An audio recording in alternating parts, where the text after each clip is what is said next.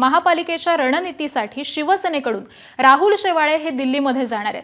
दिल्लीत शेवाळे यांची भाजप नेत्यांसोबत बैठक होणार आहे।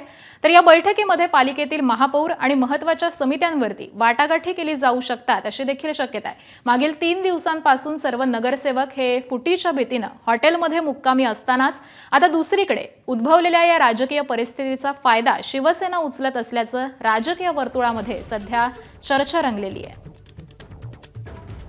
शिवसेनेकडून दिल्लीमध्ये आता शेवाळे हे जाणार आहेत आणि भाजपच्या दिल्लीमधल्या या नेत्यांशी त्यांची चर्चा होणार आहे।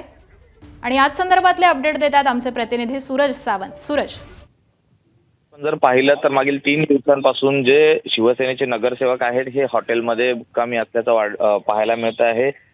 गॅजेट उशिरा आल्यामुळे त्यांचा मुक्काम जरी वाढला असला तरी आता वाटाघाटींसाठी महापौर आणि इतर समित्यांच्या प्रमुख मागण्यांसाठी राहुल शेवाळे जे शिवसेनेचे नेते आहेत हे आता दिल्लीला रवाना होणार आहेत आणि त्याच ठिकाणी भाजपच्या बड्या नेत्यांची त्यांची बैठक देखील होईल आणि त्यामध्ये महापौर आणि इतर स्थायी समितींच्या वाटाघाटी संदर्भात महत्वाची चर्चा होईल। त्यामुळे येणाऱ्या दिवसात आता शिवसेनेच्या वाट्याला नेमकं काय येतं हे पाहणं महत्वाचं। अगदी, त्यामुळे या चर्चेमध्ये नेमक्या काय वाटाघाटी होतात हे पाहणं महत्त्वाचं ठरणार आहे। धन्यवाद सूरज या सविस्तर माहितीसाठी। एबीपी माझा, उघडा डोळे बघा नीट।